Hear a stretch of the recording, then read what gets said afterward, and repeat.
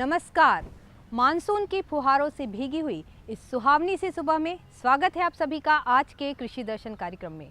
सावन का महीना यानी चारों तरफ हरियाली ही हरियाली। ऐसा लगता है जैसे धरती ने हरे रंग का परिधान पहना हो।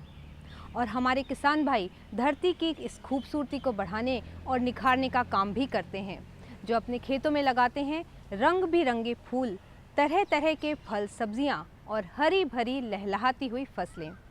किसान भाइयों बहनों, आप अपने इन कृषि संबंधी कार्यों को और भी आसानी से कर सकें, इसके लिए हम आपको देते हैं कृषि जगत से जुड़ी हुई हर नई जानकारी, ताकि आप कम लागत और कम समय पर अधिक और अच्छा उत्पादन करें और उन्नति की राह पर निरंतर आगे बढ़ते जाएं। और फिलहाल हम आगे बढ़ते हैं अपने कार्यक्रम की तरफ और सबसे पहले देखते हैं खबरें खेती की। गेहूं की खुली बिक्री को मंजूरी, ग्रामीण क्षेत्रों के विकास का लक्ष्य निर्धारित, धान की सीधी बुआई से डीजल की बचत, लौह तत्व के लिए खुंब उत्पादन में मिली सफलता, शरदकालीन गन्ना की उन्नत किस्म विकसित और खाद्य तेलों के नए स्रोतों की खोज पर परियोजना। नमस्कार, खबरें खेती की में आपका स्वागत है। मैं हूं कुसुमलता। अब खबरें विस्तार से। देश भर में गेहूं की आपूर्ति के लिए सरकार द्वारा ऐतिहासिक फैसला लिया गया है, जिसके तहत अब गेहूं की खुली बिक्री की जाएगी। इस तरह से घरेलू आपूर्ति और मूल्य नियंत्रण संभव हो पाएगा। देश में गेहूं का पर्याप्त भंडार है। इसे जन जन तक पहुंचाने के लिए सरकार द्वारा खुली बिक्री का ऐतिहासिक कदम उठाया गया है। माननीय प्रधानमंत्री श्री नरेंद्र मोदी की अध्यक्षता में हुई मंत्रिमंडलीय समिति की बैठक में गेहूं से जुड़ी OMSS यानी कि खुला बाजार बिक्री योजना को मंजूरी दे दी गई है। इसके तहत भारतीय खाद्य निगम के भंडार से 1 करोड़ टन गेहूं को खुले बाजार में बिक्री के लिए लाया जाएगा। परियोजना द्वारा इस पुराने गेहूं का मूल्य 1500 रुपए प्रति क्विंटल तय किया गया है। माना जा रहा है कि इस तरीके से एक तो गेहूं की घरेलू आपूर्ति पूरी होगी, दूसरे गेहूं के मूल्य पर भी नियंत्रण रखा जा सकेगा। ग्रामीण क्षेत्रों में त्वरित विकास सरकार की प्राथमिकताओं में है। इसके लिए अब नवीनतम प्रभावी योजनाएं लाकर ग्रामीण विकास को गति दी जाएगी। इसी तथ्य से जुड़ी है ये रिपोर्ट। शहरी चमक दमक से दूर गांवों की पर सीधी सादी जिंदगी अभी भी पूर्ण विकास की मांग करती है। इसी सोच के साथ अब सरकार द्वारा ग्रामीण क्षेत्रों में त्वरित विकास का लक्ष्य बनाया गया है। राष्ट्रीय कृषि एवं ग्रामीण विकास बैंक यानी कि नाबार्ड को सलाह देते हुए वित्त मंत्री श्री अरुण जेटली ने स्पष्ट किया है कि भारतीय गांवों में बसती 65% आबादी के संपूर्ण विकास की ओर एकजुट हो कदम उठाने होंगे।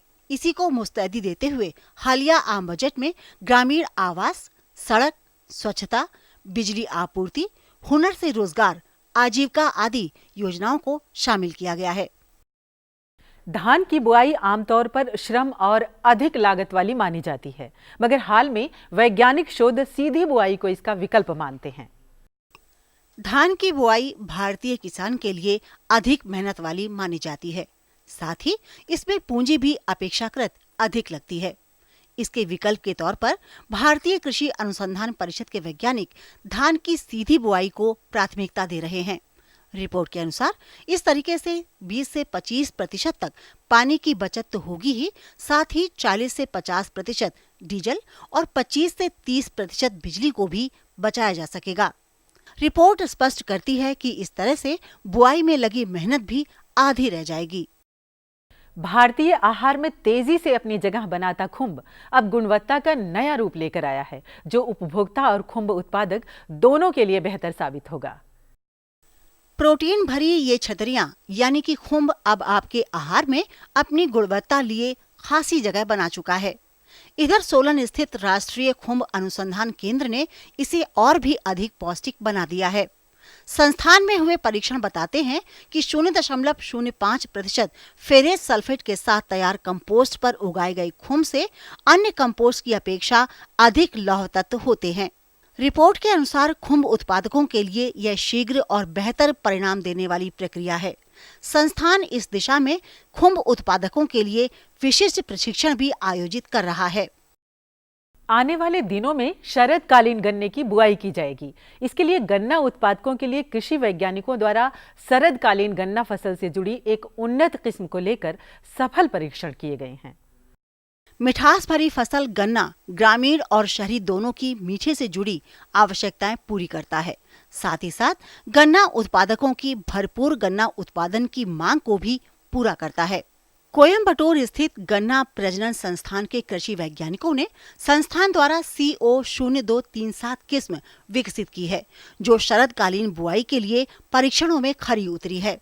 वातावरण मिलने पर यह किस्म अन्य किस्मों के अधिक उत्पादन से प्रति हेक्टेयर 1.5 गुना अधिक उपज देती है, तो वहीं पर क्रूड गन्ना शक्कर की 2 गुना मात्रा अधिक देती है। हमारा आहार तेल का आधार लिए हुए है। यही कारण है कि देश में खाद्य तेलों की खासी मांग है। इसी सोच के साथ खाद्य तेलों के स्रोत तलाशने के लिए एक नई परियोजना हरकत में आई है। अविरल बहती तेल की यह धार डिब्बों में बंद होकर उपभोक्ता तक जा पहुंचता है। खाद्य तेलों की इस बढ़ती मांग की आपूर्ति अब सहज काम नहीं रह गई है। इसी समस्या से निजात पाने के लिए आम तिलहनी फसलों जैसे सूरजमुखी, मूंगफली, सरसों आदि के अलावा भी खाद्य तेलों से जुड़ी अन्य फसलें तलाशी जा रही हैं। CSIR यानी वैज्ञानिक और औद्योगिक अनुसंधान परिषद के हैदराबाद स्थित भारतीय रसायन प्रौद्योगिकी संस्थान द्वारा एक नई परियोजना हरकत में आ गई है। ये परियोजना वर्ष 2017 तक पूर्ण होगी और खाद्य तेलों के नए संभावित स्रोत लेकर आएगी। करवट बदलता मौसम कृषि कार्यों में भी बदलाव की मांग करता है। तो आइए जानते हैं देश के विभिन्न क्षेत्रों में मौसम की ताजा स्थिति और उससे जुड़ी कृषि सलाह। मौसम विज्ञान विभाग के अनुसार देश में मानसून के सक्रिय होने से जम्मू और कश्मीर, बिहार, पश्चिम बंगाल, सिक्किम, उत्तराखंड, कोंकण और गोवा के अधिकांश क्षेत्रों में गरज के साथ बरसात होने की उम्मीद है। इसी तरह पूर्वोत्तर के राज्यों मणिपुर, मिजोरम, नागालैंड के अधिकांश इलाकों और ओडिशा, आंध्र प्रदेश और कर्नाटक के कुछ हिस्सों में अगले 24 घंटे में गरज के साथ बरसात हो सकती है। अंडमान और निकोबार द्वीप समूह के कई इलाकों में बरसात होने की उम्मीद है। मध्य प्रदेश, उत्तर प्रदेश, दिल्ली, हरियाणा, पंजाब और विदर्भ के कई इलाकों में बरसात होने से इन इलाकों में मौसम सुहाना होने की उम्मीद है। देश के अन्य हिस्सों में भी बरसात होने की संभावना है। मौसम के मिजाज को देखते हुए किसान भाइयों को सलाह दी जाती है कि वे इस समय चारे के लिए ज्वार की बुआई करें। ज्वार के लिए पूसा चरी 9, पूसा चरी 6 और अन्य संकर किस्में अधिक लाभकारी साबित होगी। बीज की मात्रा 40 किलोग्राम प्रति हेक्टेयर रखें, जो उत्पादन के लिए बेहतर होगा। और अब एक नजर मंडी समीक्षा पर भी डाल ली जाए। उत्तर भारत की कृषि उपज मंडियों में इन दिनों बरसाती फुहार के कारण खाद्यान्नों की आवक कमजोर है। हाँ, मक्का का स्टॉक अवश्य सामने आया है, जो उपभोक्ता तक हाथों हाथ पहुंच रहा है। सब्जियों में प्याज की आवक ढुलमुल अवश्य है, मगर मांग की पूर्ति बराबर हो रही है। तो वहीं टमाटर और मिर्च के दामों में अचानक उछाल आया। पशुओं के लिए खली की उपलब्धता भी बढ़ी है। इसी तरीके से उत्पादक और उपभोक्ता दोनों के लिए यह बेहतर समय है। खेती की खबरों में आज बस इतना ही। कृषि दर्शन कार्यक्रम में और अधिक रोचक और ज्ञानवर्धक जानकारियों के लिए देखते रहिए कृषि दर्शन। ये लो और बताओ। बस। अरे ये क्या भैया जी, बस इतनी सी रासायनिक खाद? किसानी छोड़ रहे हो क्या? किसानी नहीं, नादानी छोड़ रहे हैं। मिट्टी की जांच कराई है। अब तो लालाजी जितनी जरूरत है उतने ही उर्वरक खेत में डालेंगे। हाँ, किसान भाई आज ही अपने जिले की नजदीकी भूमि परीक्षण प्रयोगशाला में मिट्टी की जांच जरूर करवाएं और मिट्टी में पोषक तत्व, नमी व पौधे के विकास को देखते हुए केवल जरूरत के अनुसार ही पोषक तत्व डालें। और हाँ, मिट्टी में गंधक, जस्ता, बोरोन जैसे सूक्ष्म पोषक तत्वों का पता लगाना भी न भूलें। उर्वरक और जैविक खाद के सही उपयोग से भूमि का उपजाऊपन बनाए रखें, उत्पादकता बढ़ाएं, खर्चा घटाएं और बहुमूल्य विदेशी मुद्रा बचाने में भी सहयोग दें। और हाँ, धीमी गति से नाइट्रोजन उपलब्ध कराने वाले उर्वरकों जैसे नीम लेपित यूरिया को प्राथमिकता दें और यूरिया का पत्तों पर छिड़काव करें। अरे वाह, तू तो सचमुच समझदार हो गया रे। अधिक जानकारी के लिए संपर्क करें जिला कृषि अधिकारी या किसान कॉल सेंटर। किसान भाइयों बहनों, हमारे देश की ज़्यादातर कृषि अभी भी मानसून पर आधारित है और मानसून का जुआ यानी कि कभी हमारी जीत तो कभी हार। मानसून के इस जुए से बचने के लिए बहुत ज़रूरी है कि खेतों में पानी पहुंचाने की विधि सरल और सस्ती हो। और किसान भाइयों बहनों, वर्षा ऋतु का जल तो हमें मुफ्त मिलता है, लेकिन क्या ये संभव है कि ये पानी खेतों तक नहरों द्वारा पहुंचाया जाए और इसी के साथ इससे बिजली भी तैयार की जा सके? सुनने में ये बात ज़रूर अजीब सी लगती है, लेकिन ये काम कर दिखाया हमारे ग्रामीण आविष्कारक नवाचारी किसान मंगल सिंह जी ने। उन्होंने ये काम कैसे किया, आइए जानते हैं उन्हीं से।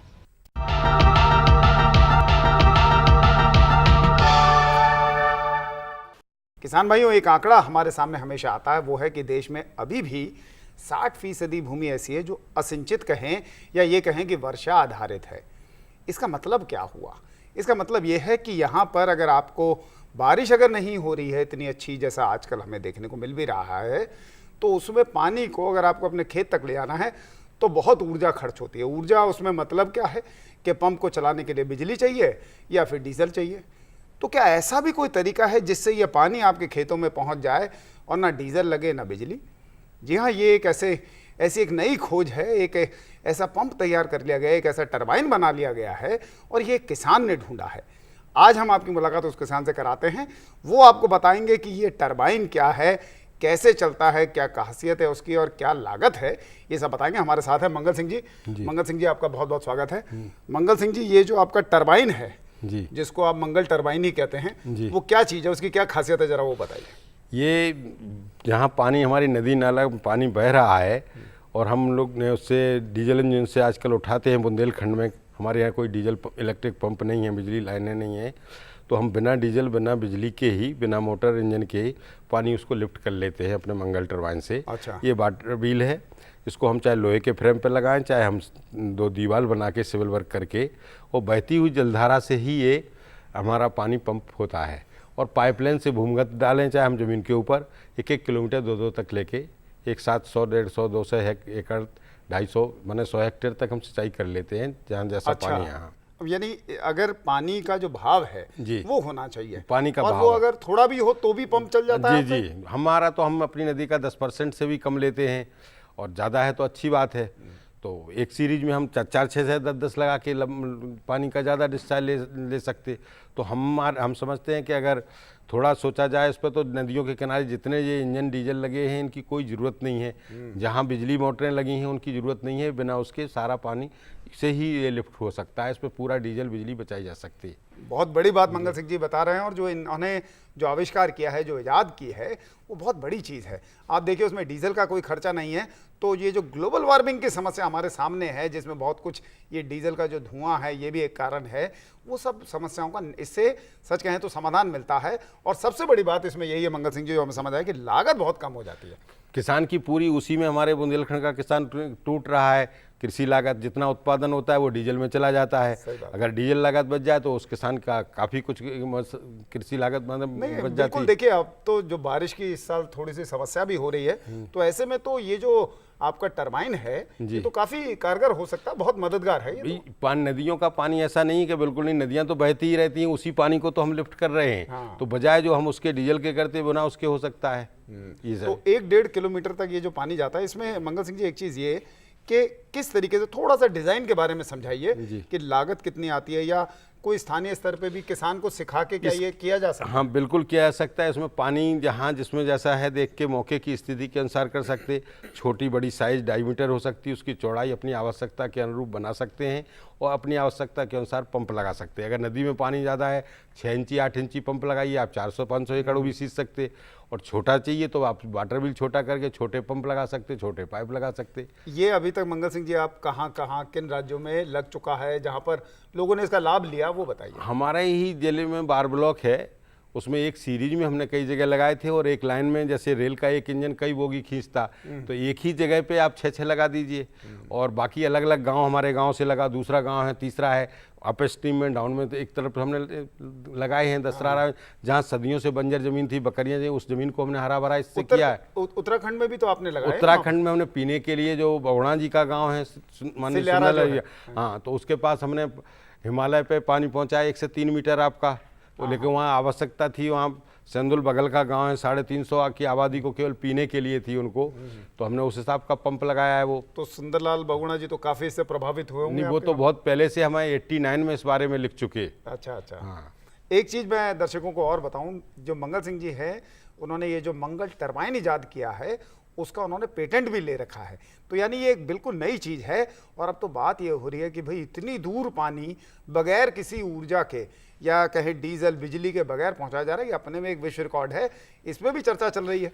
तो मंगल सिंह जी, एक चीज़ ये भी बताइए कि इसको बनाने में कितने दिन लगते हैं, कितना खर्चा आएगा? ये तो आदमी ज़्यादा समय नहीं लगता, केवल गेयर है तो हमें मार्केट से लेना होते, गेयर की ऊपर उसी की ज़्यादा कॉस्ट होती, बाकी वाटर बिल तो 2-3 दिन में तैयार अपना हो जाता है। अब हम एक आपको इसमें नई चीज़ बताएं कि अभी लिफ्ट कैनालें मध्य प्रदेश में 2000 से ज़्यादा डेड पड़ी हैं बिजली के अभाव में। पहले जो चली 1-2 साल रह गई। हमने मध्य प्रदेश में शायद वो विश्व की पहली लिफ्ट कैनाल होगी जो बिना डीजल बिना बिजली के हमने उसको बिजली की मोटरें जहाँ थी वो बिना बिजली के चला दी। तो जो डीजल और बिजली के बिना भी कहीं नहीं चली लिफ्ट, हमने लिफ्ट कैनाल भी चला दी, तो वो एक अपने आप में रिकॉर्ड है। नहीं, बिल्कुल, आप तो एक नवाचारी सोच रखते हैं, और बहुत अच्छी बात है कि ये जो चीज़ है, आपको इसका पेटेंट मिला, आपने इतना अच्छा टरबाइन बनाया। ये बताइए कि जैसे अब आमतौर पे लोग क्या करते हैं कि भाई आधा किलोमीटर तक एक पंप से खींच लिया, डीजल पंप, फिर उसके 1 किलोमीटर दूर के लिए दूसरा पंप, तो ये पंप लगाते चले तो ऐसे हमारे मध्य प्रदेश में पड़ोस में बुंदेलखंड में 3-3, 4-4, 5-5 किलोमीटर तक लोग पानी ले गए, और 6-6 इंजन भी लगाए गए हैं, और थोड़ी देर पाइप लगाया। हाँ, डीजल ने 500 मीटर पाइप लगाया, 1000 फुट लगाया, 2000, इसके बाद कुछ ज़मीन में से बहा के गूल से ले गए, फिर उसको दोबारा उठाया था। ऐसे हम उसे बूस्टर पंप अंग्रेजी में कहते हैं। लेकिन एक लाइन में मतलब 4-4, 5-5, 6-6 पंप लगा के लोग इतनी दूर तक पानी नदियों का ले जाते हैं, लेकिन इसके द्वारा जरूरत नहीं है, डायरेक्ट अपना ले जा सकते। एक ही पंप जो है वो इतनी दूर तक पहुंचा देता है। 5-5, 6-6 लीटर डीजल प्रति घंटा फूक रहा है, उसकी जरूरत नहीं है। और एक चीज इसमें खर्चा ये भी बचता है, एक तो जगह जगह आपने पंप लगाए, पंप खरीदे, वो खर्चा खत्म हो गया आपका, और दूसरा उनकी मेंटेनेंस बहुत है, बार बार ठीक कराने पड़ते हैं। और ये तो अपने इसमें कोई इसका जरूरत नहीं, इंजन का तो हम डीलर पर डिपेंड हैं, बाहर से लाना है। इसमें तो हमारा अगर लोहे का कोई प्लैंक कोई चीज टूट गई तो हम गांव की लकड़ी का भी लगा सकते हैं, वो चलते रहते हैं। बिल्कुल, एक ग्रामीण स्तर पे कितनी ग्रामीण तकनीक है पूरी जी, ये बहुत ही क्रांतिकारी चीज है।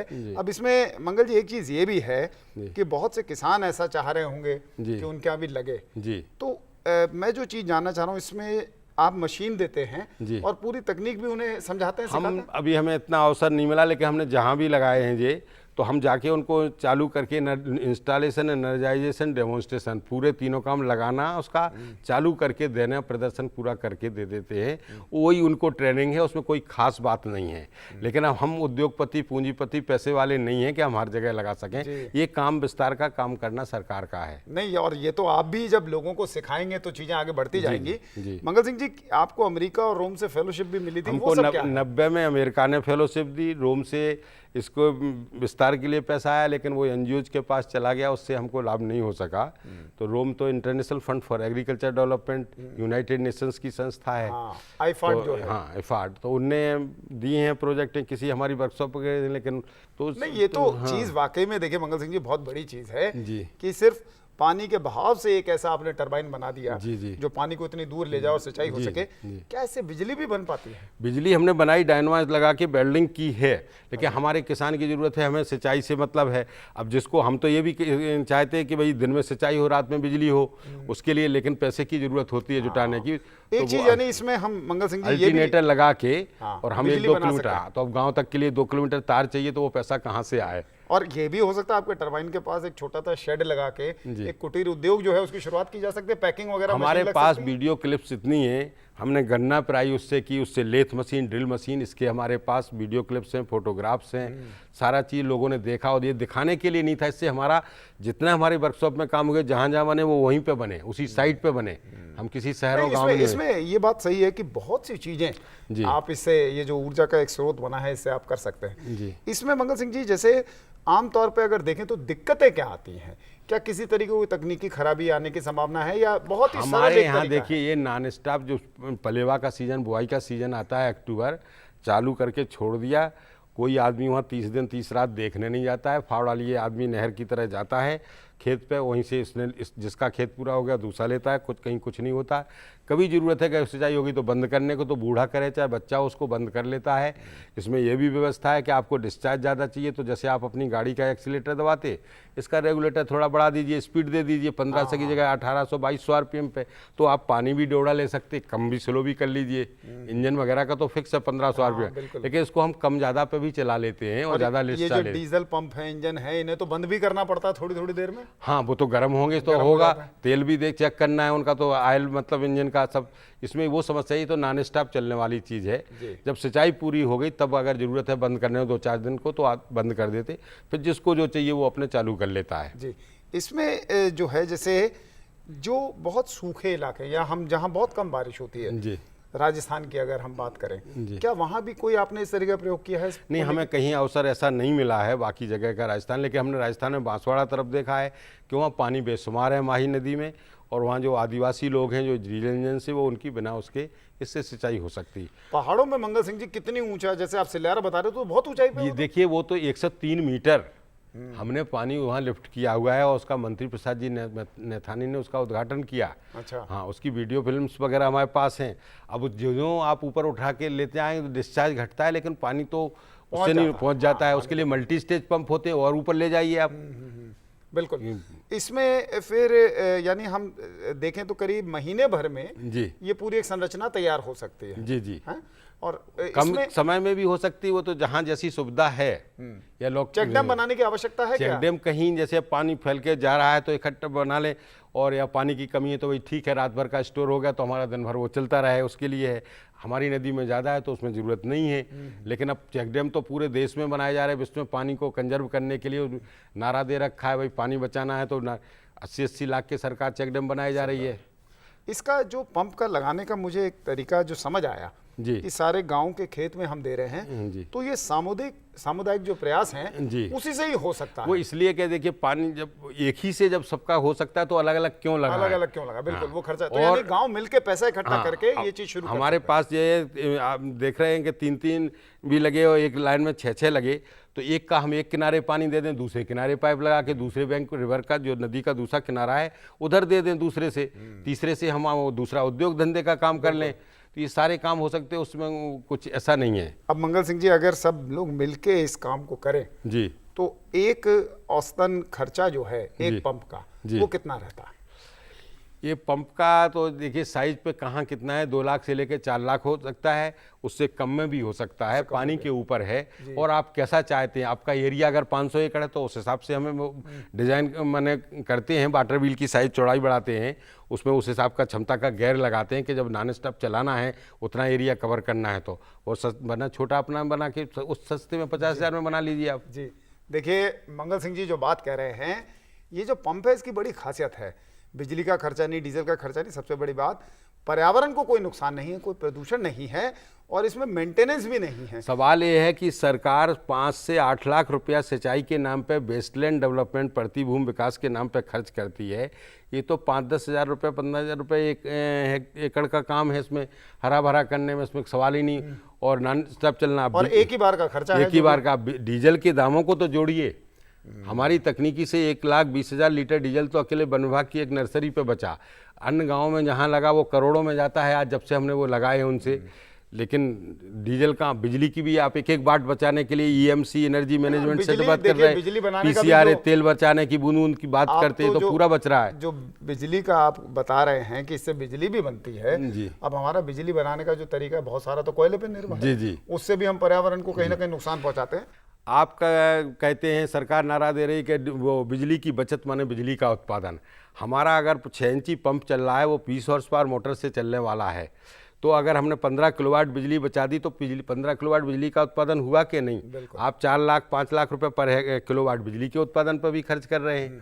तो एक प्रकार से 15 हमने किलोवाट बिजली का उत्पादन कर दिया। हमें क्या जरूरत है मोटर लगाएं और अल्टरनेटर जनरेटर लगाएं, तो हम डायरेक्ट इसको सिंचाई करते, और बिजली अल्टरनेटर लगाएं तो हम दिन में हमारी सिंचाई हो गई तो हम रात में उससे हीटर चलाएं, हम कुछ भी करें अपने रोशनी लें। आप सारी, वही मैं कह रहा हूँ कि ये तो बड़े इसके सारे फायदे हैं। तो मंगल सिंह जी, हम चाहेंगे कि जो किसान भाई आपकी इस मंगल टरबाइन की जो टेक्नोलॉजी है उसे सीखना चाहें या लगाना चाहें, वो आपसे संपर्क करना चाहें तो कहाँ पर करें, उन्हें अपना पता ज़रूर बता दें। मेरा नाम मंगल सिंह है और ग्राम पोस्ट भैलोनी लोध है और ब्लॉक बार है और जिला ललितपुर उत्तर प्रदेश।